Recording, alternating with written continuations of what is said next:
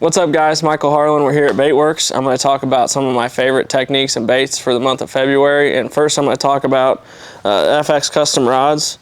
This is the 6.6 medium. This is my jerkbait rod. This is my baby. I've caught 4, 5, 7 pounders this year on this rod. Well, technically last year, but bunch of big fish. It's a real soft, fast tapering rod that keeps those fish buttoned up good on your jerkbaits. And then I'm going to transition over to my A-rig rod. This is a 7.7 heavy. I bounce back and forth between the 7.7 medium heavy and the 7.7 heavy, depending on what I'm doing. So generally, I lean on the 7.7 medium heavy for forward-facing sonar fishing. It's a little softer. You get a little better hookup and keep the fish pinned a little better. And then when you get to throwing the bait, you know, when you're just fishing, throwing at the bank or points, I like the stiffer rod. You can throw a little bigger baits on it, throw it further, and hook them better, you know, further out there. So those are going to be my two picks for February rod-wise. I love those rods. They're a lifetime warranty rod. If you get a chance, check them out.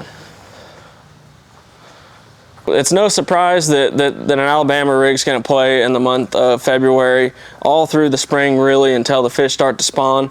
Typically I don't do anything special. Flash Mob Junior is what I'm going to throw 90% of the time. You just can't beat that bait at that price. And then you just move over to whichever your preferred brand is. We've got lots of options here. This is an 1/8 ounce Valor tackle, or Valor baits. A-rig head is a 3/0. A lot of times I'm throwing a bait in that 3.3 to 3.8 range, and I like a smaller hook. A lot of guys throw a great big hook on the A-rig, that's fine, but I tend to prefer a little bit smaller one. And you're gonna pair that up with a standard hitchhiker and then a Kitech. We'll go check those out. When it comes to your Kitechs, you really can't do anything wrong. They're all great colors. I typically have a little procedure that I go through when selecting them. When it comes to sunny, clear water, if it's sunny conditions and clear water, I'm gonna like a more natural bait that has some flash in it. So some type of glitter, sexy shad, threadfin shad, silver flash minnow, electric shads are a great color. This one's shad. This is a sleeper here. It's got the purple flake in it and it's silver flake on the bottom. It's a great sunshine color. And then when it comes to cloudy days or dirty water, you're gonna go more to your whites. And then my favorite color is a Pro Blue. I don't know, I don't see it up here, but it's definitely here. Pro Blue Red Pearl is a great pick. That's one of my go-tos. That's what I throw 90% of the time when it's cloudy or overcast. You can't go wrong with Kitechs. There's lots of brands out there that make good baits for this. And then one thing I'll talk about is that water starts to warm up. I'll tend to go to Easy Shiner sometimes. It's a flat, thin profile bait that you can reel a lot faster. You know, the Swing Impact Fat, it's got a big wide kick. It's a fat profile. The Easy Shiner's thin, it's flat-sided. It's going to be a lot more narrow swim, and you can reel it a lot faster with the same weight head. So when the fish start getting aggressive, that's a sleeper bait right there. Okay, my all-time favorite cold water technique is jerkbait fishing. Everybody makes a jerkbait. There's a lot of good ones on the market now.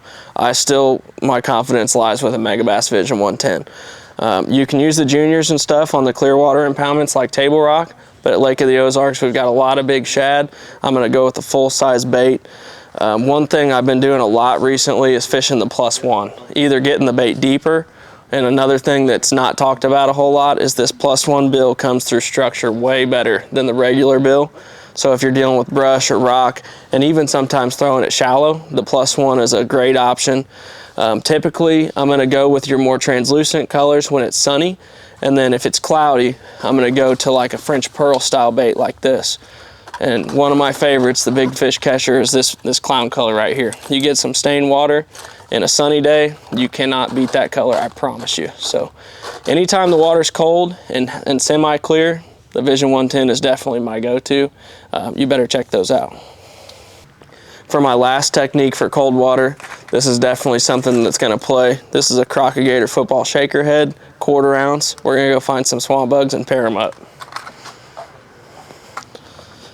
Okay guys, when the bite gets really tough early spring, I'm gonna lean on a swamp bug and a Crocagator shaker head. This is a slept on technique and the people that know. So let me find one of my favorite colors here. This is a great one. Here's a great table rock color. Also lower end Lake of the Ozarks. This is a variation of green pumpkin candy. This is moss candy, so it's a little more of a watermelon color. Let me break one of these out here and show you guys. When that bite gets tough and it comes time to fish slow, this is the deal right here. That tail just kicks real slow. You don't move the bait real fast. What I like to do is take a little bit off the top here and then screw it on that corkscrew on the shaky head, and then throw that bait out there, get it all the way to the bank, throw it on light line, and you're just gonna work the bait really slow. But the crocodile swamp bug and then a beaver bug is also a great option in the cold water months. That's something that you don't want to overlook, especially when the bite starts getting tough or you have no wind conditions or something like that when you're just not getting bites. This is the go-to. All right, guys, so that's my February picks of the month. If you get a chance, jump on baitworks.com or stop in store here in Springfield and check them out, man. You'll go catch some fish.